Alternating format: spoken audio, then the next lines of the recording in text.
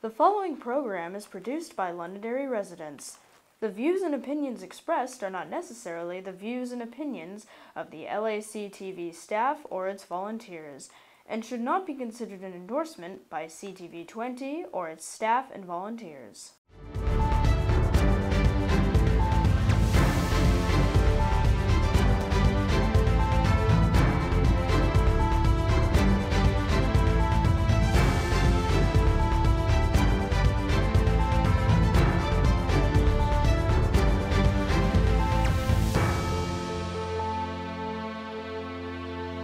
Well, good morning and welcome to another edition of Concord Conversations.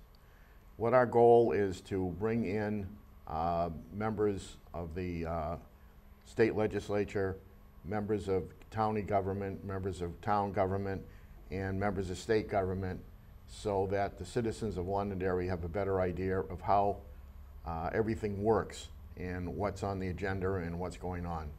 This morning we have a person that is running for executive council, which is being vacated by our current executive councilor, Ted Gatsis.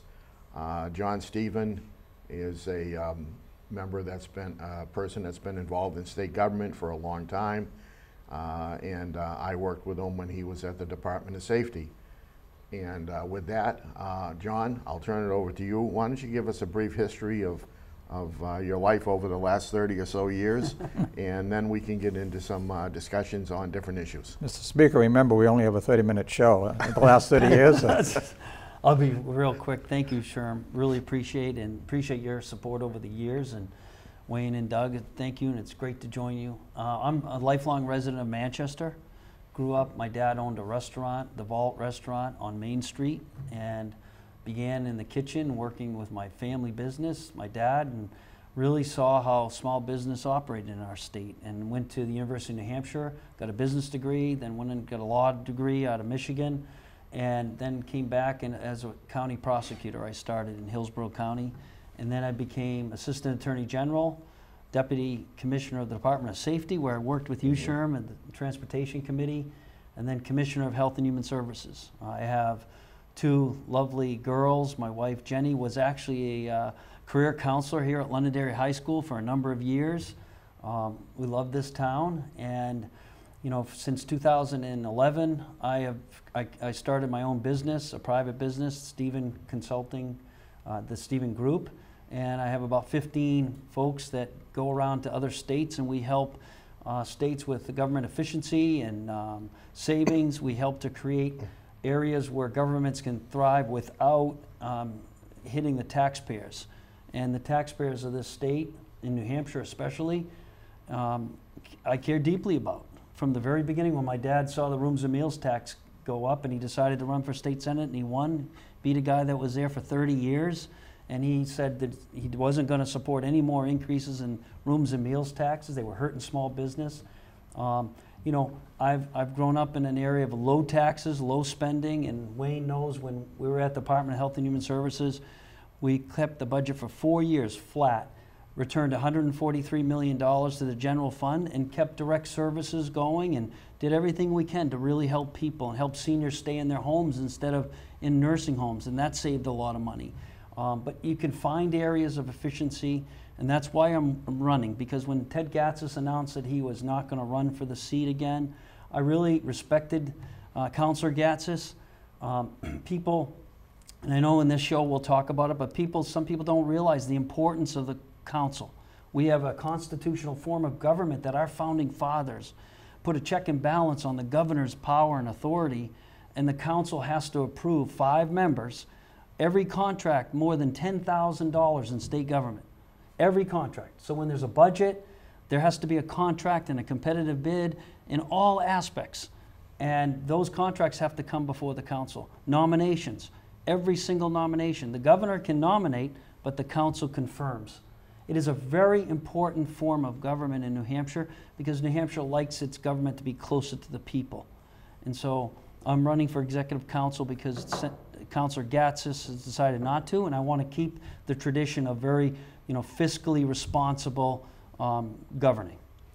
That's a good point, John, because many people in the state as the state allows, can run for any position without any prior background knowledge or information. That's the way the state government is set up.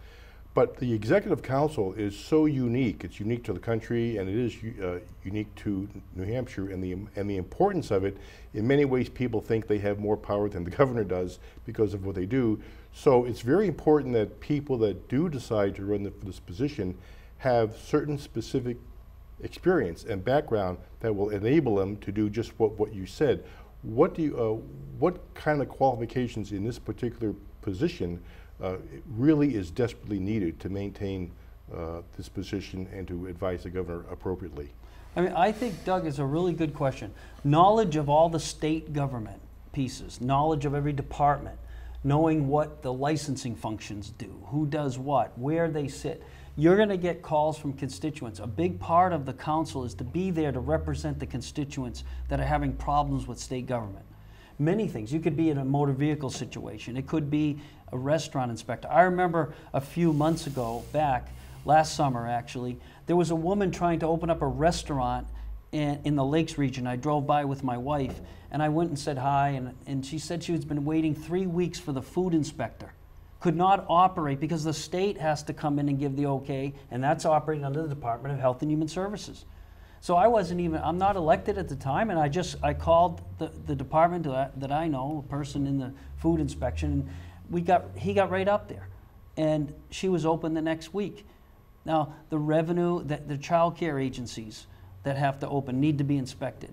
There's times where a constituent may have a concern about, again, a motor vehicle license issue.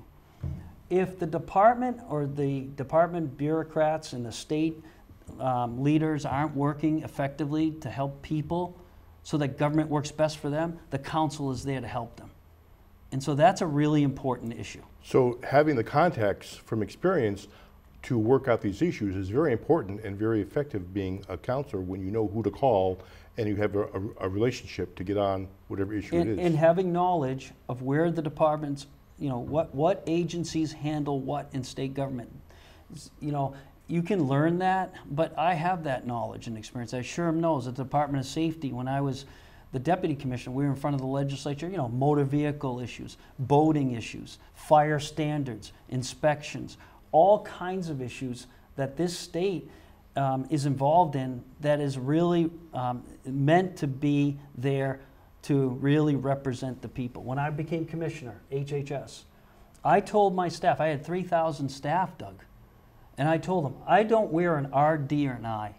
I represent the people of the state through the commission, and I want to work together, and we're all going to work together. But remember one thing, your salary is paid for by the taxpayers of this state. And everyone in state government needs to realize that. If you work for the state government, your salary is paid for by the very taxpayers here in Londonderry. So represent them with value, vigor, and responsibility. And the fact that as a former commissioner of Health and Human Services, as we all know, that's the biggest department in state government. I suspect it has the largest number of contracts in front of the council, right? So you were there all the time. Sunday nights, we'd have our council meetings on Wednesday. I started reading the contracts on Sunday nights. Hundreds of contracts, yes. But, I made sure that my staff was prepared because I knew that I was going to be asked tough questions in front of the council. That contract needs to be vetted by individuals that know what they're doing, that know about, again, responsible government. I'll give an example. I had a contract come to me from Dartmouth. They were the medical directors. They were in the hospital, at the state hospital. And I looked at the indirect, because it was a college, the indirect was close to 30%. Every other contract in my department on indirects were 10% for travel, expenses. And I said to my staff, why is this indirect, 30%? Well, they're a university. They're a college. We always give the college a higher indirect. Well, that's not going to happen on my watch. Everybody's going to be treated alike. That alone saved about $4 million for the taxpayers. Nobody really squawked.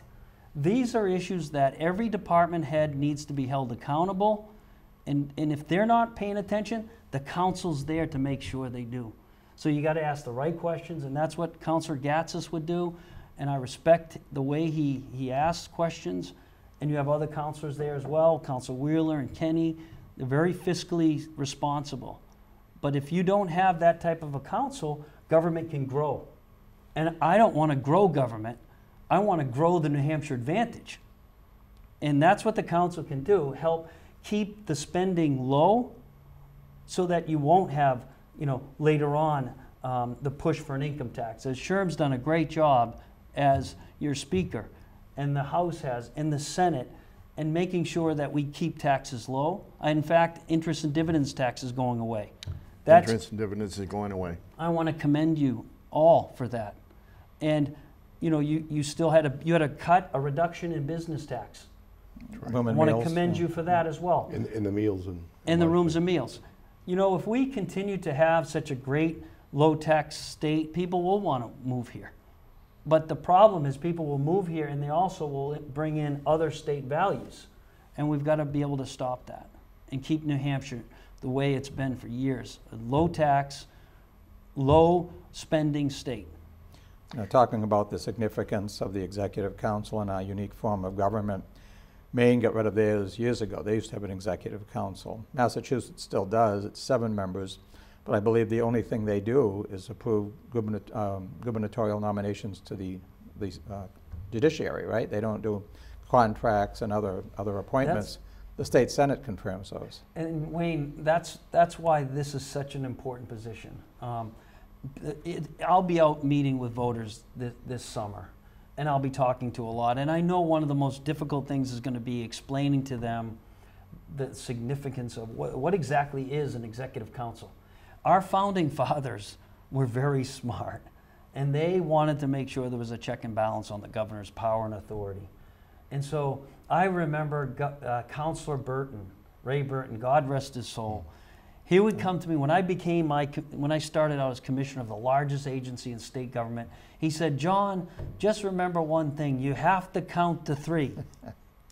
So I'll never forget that. And so, when we had issues that I needed help with, for example, I was moving forward contracts where seniors could get help in their communities, at home. I would rather pay on Medicaid, it was at that time about $2,000 a month versus $10,000 a month in a nursing home. This was about 2010. Mm-hmm. I will do everything I can to help keep that senior living in their community and home where they want to live, not in the nursing home.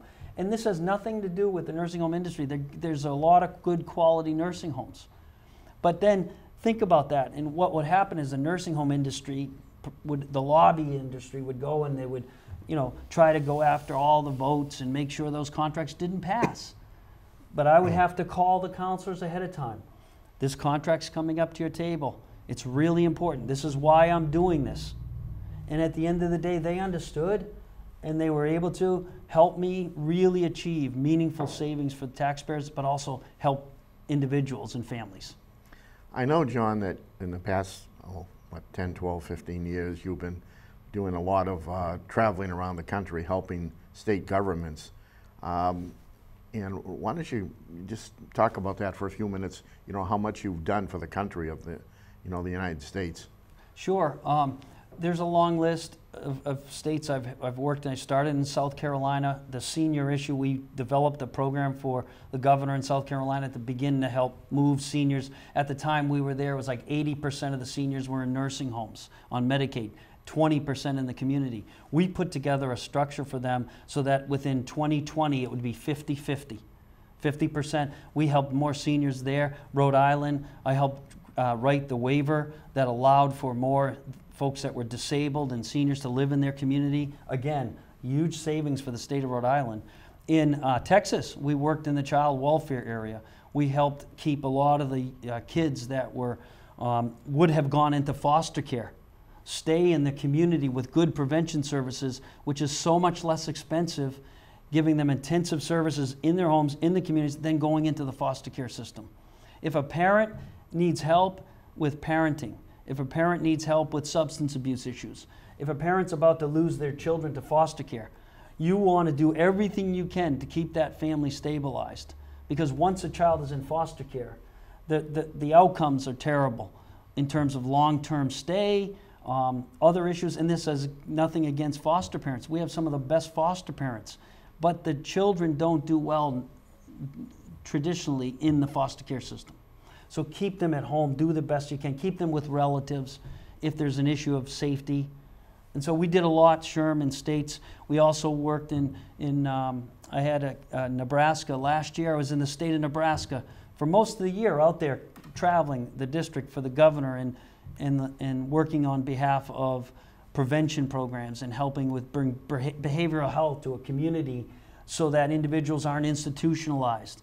There's so much that we do that really impacts their state's ability to thrive by keeping families together. And that's really what a lot of what we do. We do analysis. In Oklahoma, one of our projects in Oklahoma identified over $2 million in savings where individuals were going into the county jails and the state jails. And once you go into prison, your Medicaid is supposed to stop. You're not supposed to have Medicaid anymore because you're going to get the prison health system. Yet the state, we found out the state was still paying the Medicaid plans a member per month. So every month they make a payment to the plans. They didn't even know the Department of Medicaid and Health didn't talk to the Department of Corrections. My team found that, and we stopped the bleeding. And we put in systems so that, Oklahoma is now going to be able to capture anytime someone goes into jail, they stop the Medicaid payment. So there are little things like that in government all the time, Sherm, that you could find inefficiencies. Well, that's why I think, John, you're so qualified to be, sit on the executive council.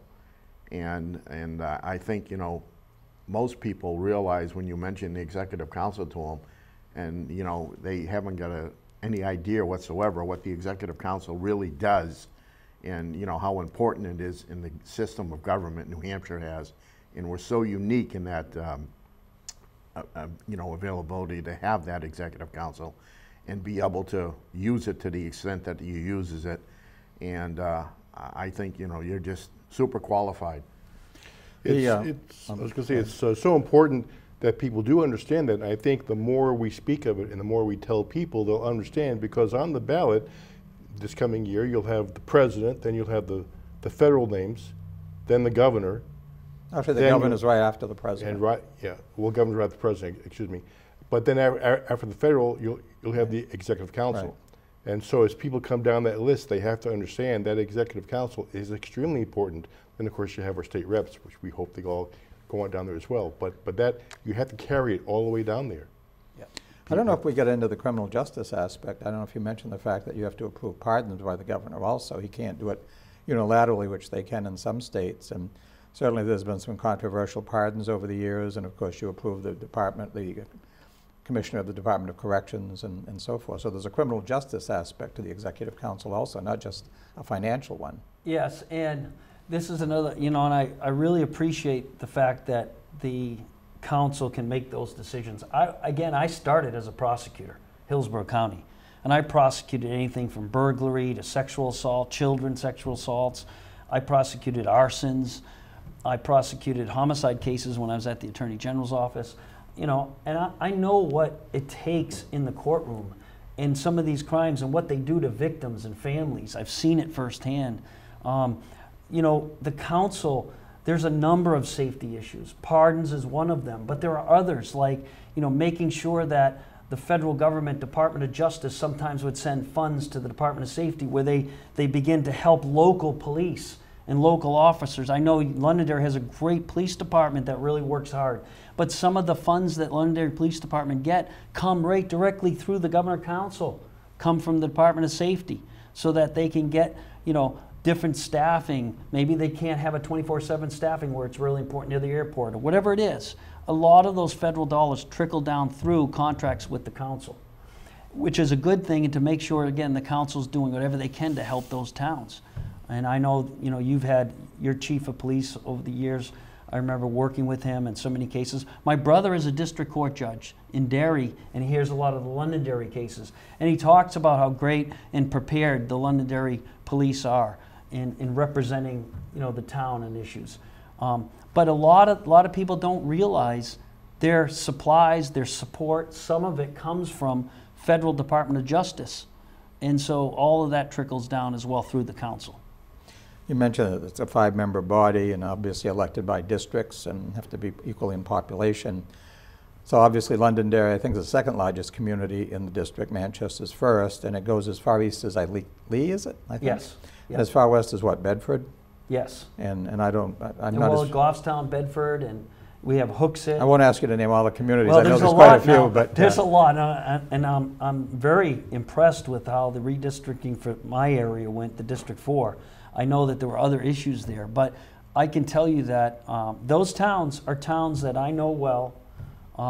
Many of them I represented when I was at the Hillsborough County's Attorney's Office. I would be their town prosecutor. And at the Department of Safety, working with those local town motor vehicle plates and all these issues that we have to work with the town clerks.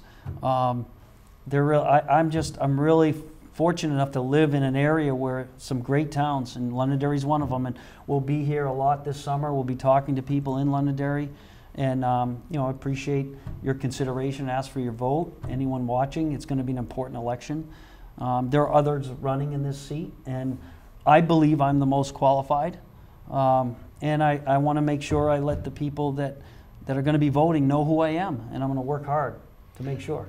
To that end, and I know each person has a different way of how they manage when they get into a position, and Councilman Gatsas did a wonderful job, a great job here, very well respected.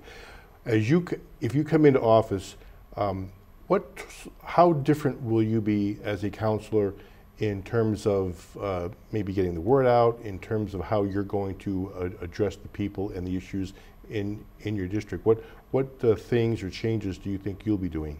Well, I mean, as far as like my important issues are making sure we hold department heads accountable and making sure that we also have the right appointments and the appointments that follow the Constitution, follow our laws, making sure that we have good department heads, department bureaucracy that's out there meeting the people where they meet them to make sure that experience was good.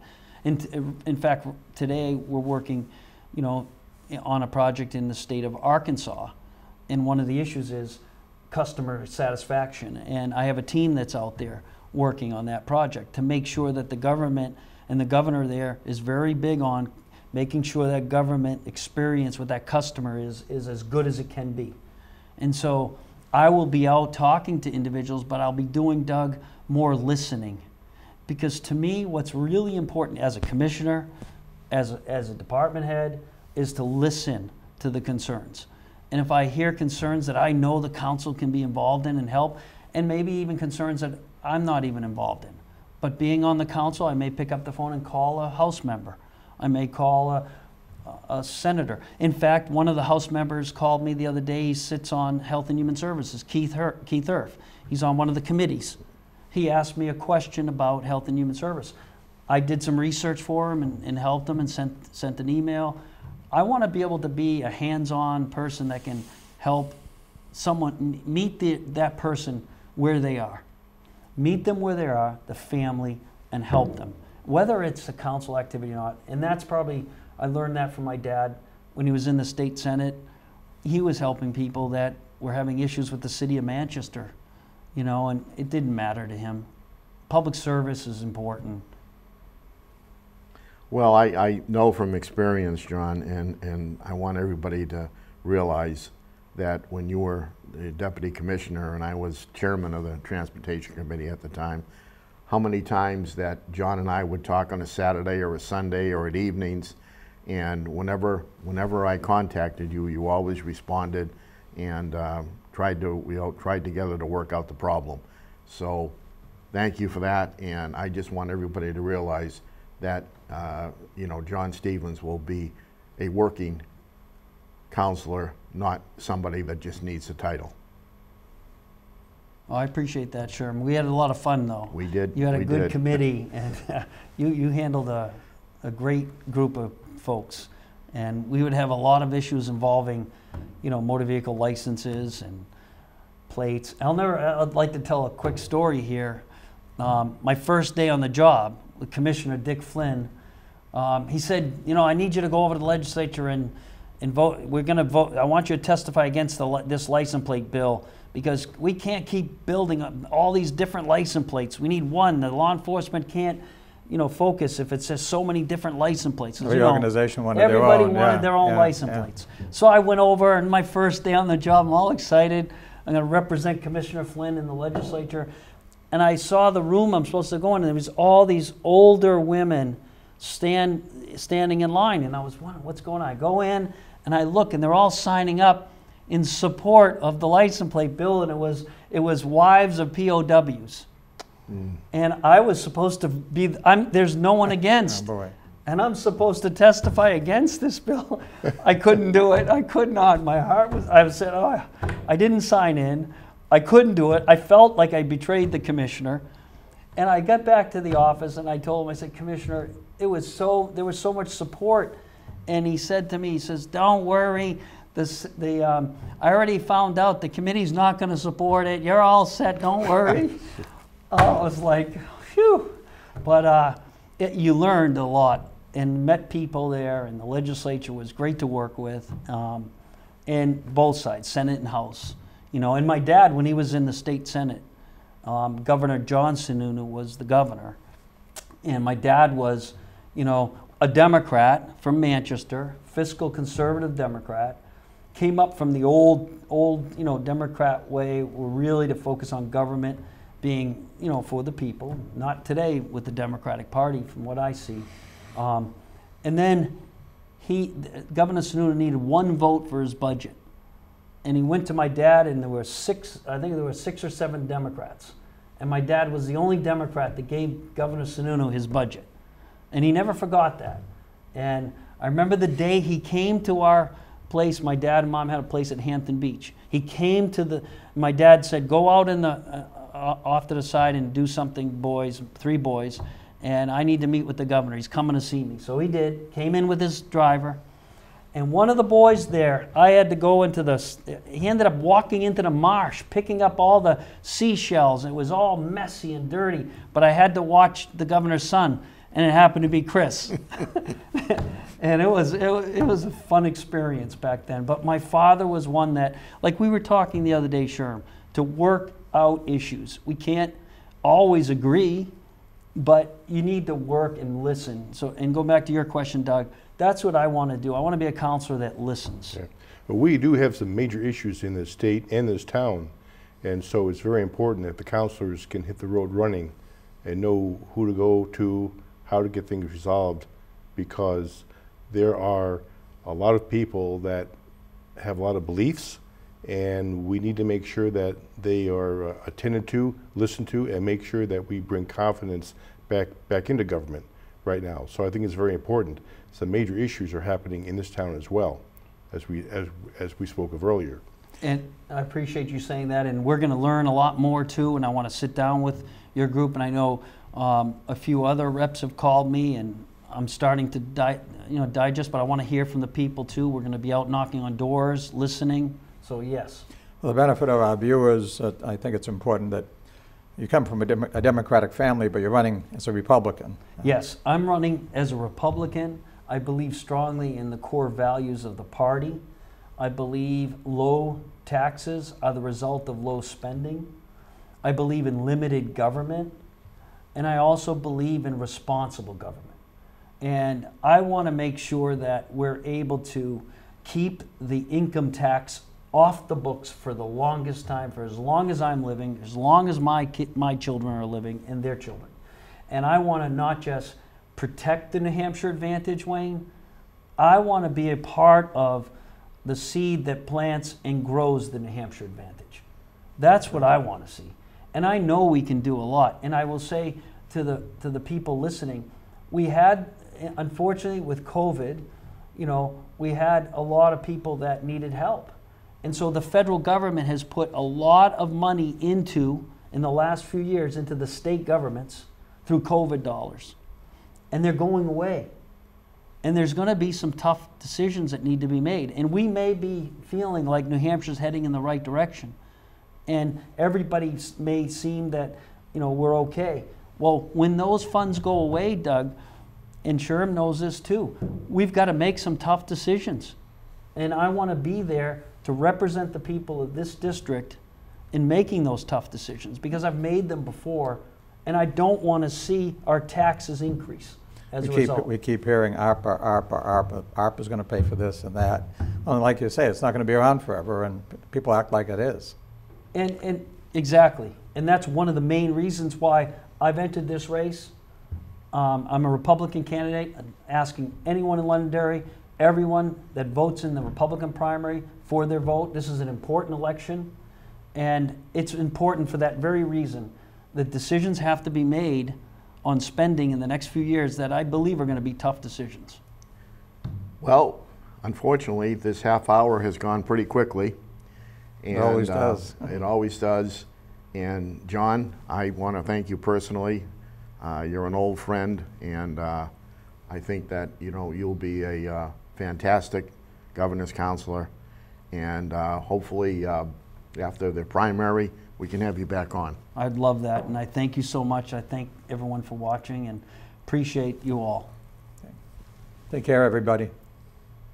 Thank you, John. Thank you, Doug.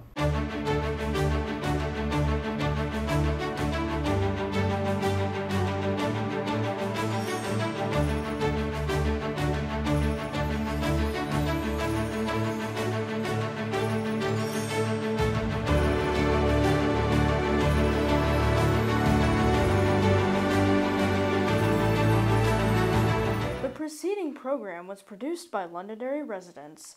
The views and opinions expressed are not necessarily the views and opinions of the LACTV staff or its volunteers, and should not be considered an endorsement by CTV 20 or its staff and volunteers.